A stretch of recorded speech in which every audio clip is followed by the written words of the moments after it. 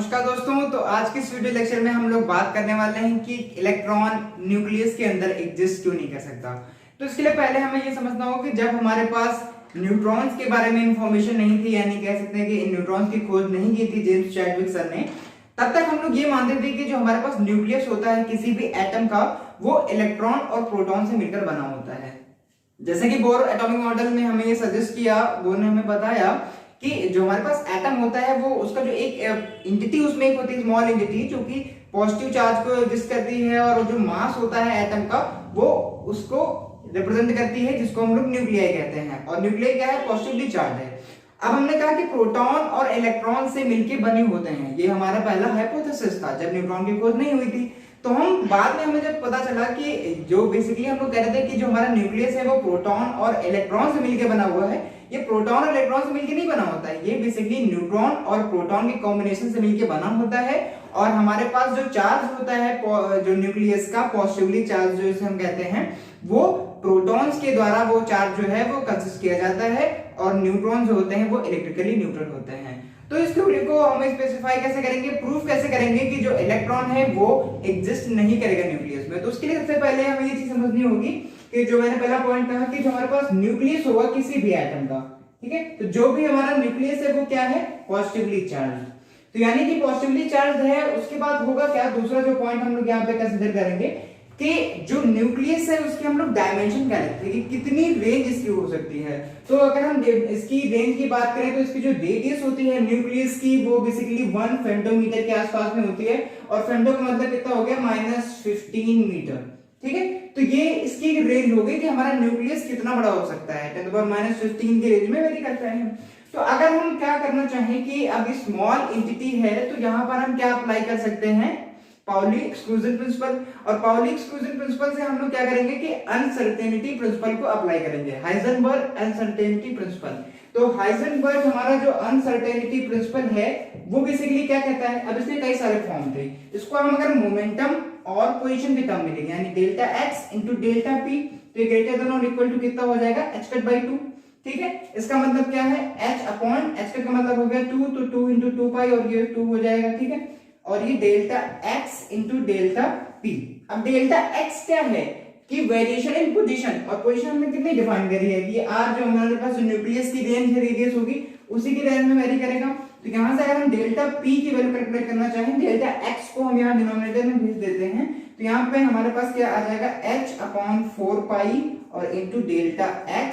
अगर हम इसकी वैल्यू को सब्स्टिट्यूट करते हैं, इसकी वैल्यू को सब्स्टिट्यूट करते हैं, तो h जो हमारा प्लैंक्स कांस्टेंट है, इसकी वैल्यू रखते हैं 6.634 into 10⁻⁻34 of joule of second, joule second, ठीक है। और यहाँ पर 4 इंटू 3.14 जो पाई की वैल्यू हो जाएगी, और डेल्टा x को मान लिया हमने 1 फेम्टोमीटर रखा, ठीक है, 1 फेम्टोमीटर हमने इसकी वैल्यू रखी।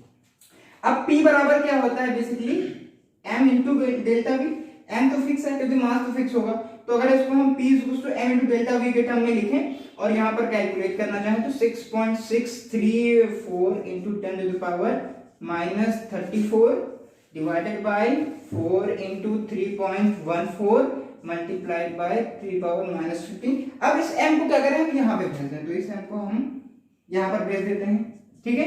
m हम किसकी बात कर रहे हैं? ये इलेक्ट्रॉन के लिए बात कर रहे हैं, तो यहाँ पर ये जो मास होगा वो किसका होगा? इलेक्ट्रॉन का होगा। तो यहाँ से हम डेल्टा भी निकालते हैं, यानी कि वेलोसिटी में कितनी अनसर्टेनिटी है, ठीक है। तो वो हम अगर कैलकुलेट करें तो 6.634 इंटू 10⁻⁻34 3.14 मल्टीप्लाइड बाय हमारे पास यहाँ पर टर्म आएगा 10⁻⁻15, और मास ऑफ द इलेक्ट्रॉन हमें पता है 9.1 इंटू 10⁻⁻31 किलोग्राम, ठीक है, कोई दिक्कत? अब यहां से जो डेल्टा v आप कैलकुलेट करेंगे तो ये अप्रोक्सीमेट जो इसकी वैल्यू आएगी वो अप्रोक्सीमेट वैल्यू कितनी आती है? 5.7 इंटू 10⁻10 मीटर पर सेकेंड। अब पहला कंक्लूजन आप यहां सीधे से क्या ड्रॉ कर सकते हैं कि जो वेलोसिटी में अनसर्टेनिटी आ रही है वो बेसिकली क्या है? बहुत ज्यादा है। किससे? लाइट ऑफ द स्पीड, जो स्पीड ऑफ द लाइट है, यानी कि वो कितनी होती है? 3 इंटू 10⁸ मीटर पर सेकेंड, उससे भी ज्यादा आ रही है। तो हम पहली चीज कह सकते हैं कि अगर इतनी वेलोसिटी है किसी भी पार्टिकल के पास में तो बहुत तेजी से ट्रेवल करेगा। तो यहां से सीधा सा रफली कंक्लूजन हम दे सकते हैं कि इलेक्ट्रॉन जो है वो न्यूक्लियस में एग्जिस्ट नहीं करेगा, ठीक है। लेकिन चलिए इसको हम एनर्जी के टर्म में बात करेंगे, क्योंकि हम वेलोसिटी के टर्म में तो डिफाइन नहीं कर सकते ना इसको कि कितनी वेलोसिटी के साथ मूव कर रहा है। तो हम इसको एनर्जी के टर्म में बात करेंगे और कैसे इसको वेरीफाई करेंगे एक्सपेरिमेंट के थ्रू। उसको हम करने के लिए क्या करेंगे कि ई के हम अगर बात करें कि जो एनर्जी में कितनी एसेंसिटिविटी होगी तो क्या आ जाएगी, मोमेंटम में कितनी होगी, और इसको मल्टीप्लाई करते हैं सी से, ठीक है। तो मोमेंटम यानी जो इस वैल्यू की मैं बात कर रहा हूं, यहां पे आप सीधा सा अगर मल्टीप्लिकेशन करेंगे सी के साथ में, तो यहां पर जो एनर्जी निकल के आएगी उसको अगर आप इलेक्ट्रॉन वोल्ट में चेंज करें तो 98.8 इलेक्ट्रॉन वोल्ट के आसपास की जो हमारे पास एनर्जी निकल के आती है वो आती है किसकी, इलेक्ट्रॉन की, ठीक है। इतनी एनर्जी इलेक्ट्रॉन की होगी कब, जब वो कहां होगा, इनसाइड न्यूक्लियस।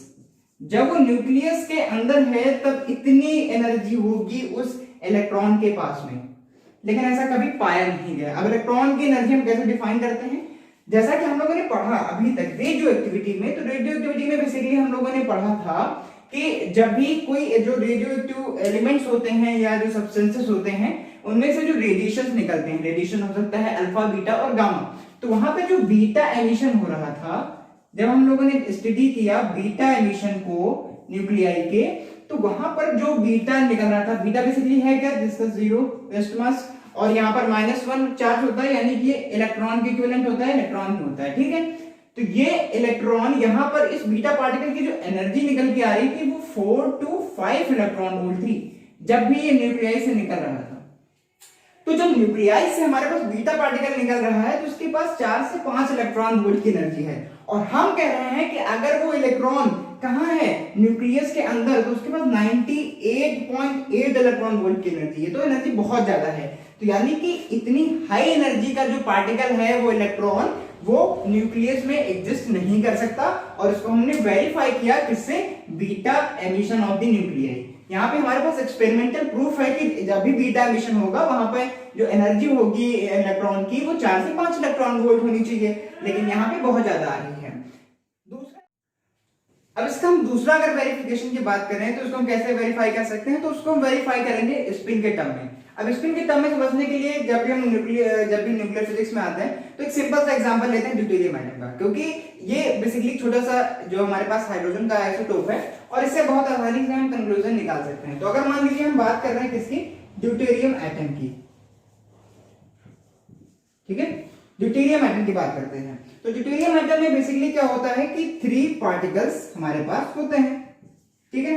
अगर अब इसमें देखिए हम पहले हाइपोथेसिस पे जा रहे हैं, जब हम कह रहे थे कि जो हमारे पास न्यूक्लियस है वो इलेक्ट्रॉन और प्रोटॉन से मिलकर बना हुआ है, तो अगर इसमें इलेक्ट्रॉन और प्रोटॉन से मिलकर बना हुआ होता ड्यूटेरियम एटम, तो इसके पास जो स्पिन होती वो क्या होती, देखिए अगर हम इलेक्ट्रॉन की बात करें और प्रोटॉन की बात करें, इसमें से किसी की बात करें, ये दोनों क्या है, फर्मियंस, ठीक है, ये क्या है, फर्मियंस, और इन फर्मियंस की जो स्पिन होती है वो क्या होती है, वो प्लस माइनस कुछ भी 1/2 होती है, यानी कि 1/2 होती है स्पिन।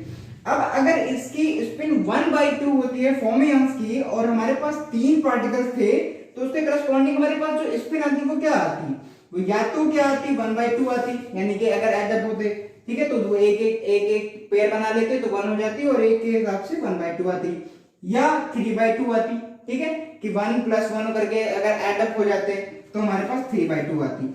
तो अगर ये स्पिन आती कब, जब इलेक्ट्रॉन एग्जिस्ट कर रहा होता न्यूक्लियस में, लेकिन हमने जब एक्सपेरिमेंट्स किए तो एक्सपेरिमेंट्स जो रिजल्ट निकल के आया वो ये वेरीफाई नहीं कर रहा था।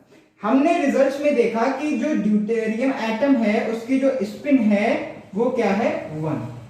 अब ये स्पिन 1 है, इसका कहने का मतलब क्या है कि यहां पर जो पार्टिकल कॉन्स्टिट्यूट कर रहे होंगे उसमें क्या होगा, एक ऐसा पार्टिकल होगा कि जिसकी स्पिन क्या हो, 0, और वो पार्टिकल कौन सा था जिसकी स्पिन 0 थी, उसको हम लोग क्या बोलते हैं, न्यूट्रॉन। तो यानी कि जो हमारे पास ड्यूटेरियम एटम है जिसे हम लोग 1h2 से रिप्रेजेंट करते हैं, तो उसमें हमारे पास क्या होगा, एक प्रोटॉन एक न्यूट्रॉन, जो मिलके क्या बनाएगा हमारा न्यूक्लियस, और जो एक रिमेनिंग इलेक्ट्रॉन बचा होगा वो किसी ऑर्बिट में रिवॉल्व कर रहा होगा, ठीक है। तो इन दो हाइपोथेसिस से हम ये बता सकते हैं कि इलेक्ट्रॉन जो है वो क्यों न्यूक्लियस में एग्जिस्ट नहीं कर सकता। एक तीसरा पॉइंट भी आता है, जैसे मैं बता दूं, मैं रफली ये थ्योरेटिकल पॉइंट बता सकता हूं कि जो मैग्नेटिक मूवमेंट का कॉन्सेप्ट आता है, ठीक है, जिसको हम लोग क्या बोलते हैं, magnetic movement of the nuclei. अब ये मैग्नेटिक मूवमेंट की हम लोग बात करते हैं, तो मैग्नेटिक मूवमेंट बेसिकली क्या होता है कि जब भी कोई एक इलेक्ट्रॉन मान लीजिए उसके पास चार्ज है, एक प्रोटॉन है उसके पास चार्ज है, तो ये जब क्या करते हैं, रिवॉल्व करते हैं, तो एक क्या करते हैं, एक इलेक्ट्रिक करंट प्रोड्यूस करते हैं, ठीक है। किसी भी ऑर्बिट में अगर रिवॉल्व करेंगे तो एक इलेक्ट्रिक करंट प्रोड्यूस होगी, उस इलेक्ट्रिक करंट वो क्या हो रही है, कॉन्टिन्यूसली चेंज हो रही है, तो उसकी वजह से एक मैग्नेटिक फील्ड जनरेट होती है, और उसकी वजह से क्या होता है कि इनके पास मैग्नेटिक मूवमेंट होता है, और किसके पास होता है, या तो प्रोटॉन के पास होगा या इलेक्ट्रॉन के पास होगा, क्योंकि ये दोनों क्या है, चार्ज पार्टिकल हैं, दोनों चार्ज पार्टिकल हैं, इसलिए प्रोटॉन और इलेक्ट्रॉन के पास मैग्नेटिक मूवमेंट होगा। अब अगर हम कहते हैं कि अगर हमारे पास इलेक्ट्रॉन जो है वो न्यूक्लियस के अंदर होता, न्यूक्लियस के अंदर होता, तो इसका जो इलेक्ट्रॉन का जो मैग्नेटिक मूवमेंट आता वो काफी ज्यादा होता, किसके कंपैरिजन में, प्रोटॉन के कंपैरिजन में, क्योंकि इलेक्ट्रॉन का जो मास है वो 18 × 6 टाइम्स होगा किसके, मास ऑफ प्रोटॉन के, ठीक है।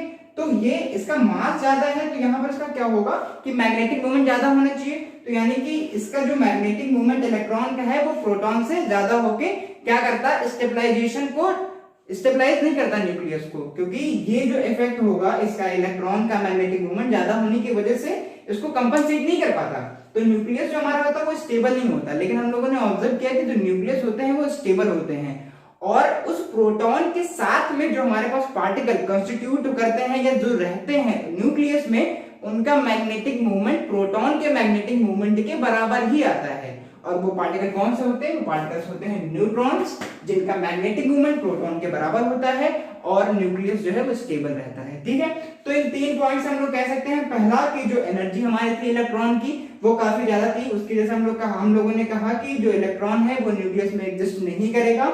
दूसरा हम लोगों ने कहा स्पिन ड्यूटेरियम एटम का एग्जांपल लेकर के कि अगर हमारे पास इलेक्ट्रॉन न्यूक्लियस में होता तो स्पिन या तो 1/2 आती या 3/2 आती, लेकिन क्या आ रही थी एक्सपेरिमेंटल वेरिफिकेशन से कि स्पिन 1 थी, तो हम लोगों ने कहा कि इलेक्ट्रॉन एग्जिस्ट नहीं करेगा न्यूक्लियस में। और तीसरा पॉइंट हम लोगों ने कहा मैग्नेटिक मूवमेंट, कि अगर इलेक्ट्रॉन एग्जिस्ट करता तो मैग्नेटिक मूवमेंट जो न्यूक्लियस में इलेक्ट्रॉन का ज्यादा होता प्रोटॉन से, तो न्यूक्लियस स्टेबल नहीं होता, लेकिन न्यूक्लियस स्टेबल होता है, और उसमें जो हमारे पास प्रोटॉन के साथ में जो पार्टिकल पाया जाता है वो होता है न्यूट्रॉन, और उसका जो मैग्नेटिक मूवमेंट होता है वो बराबर होता है, कंपेरेबल होता है किसके, जो हमारे पास मैग्नेटिक मूवमेंट ऑफ प्रोटॉन का होता है, ठीक है। तो आई होप कि आपको ये वीडियो समझ में आया होगा। वीडियो देखने के लिए बहुत बहुत धन्यवाद।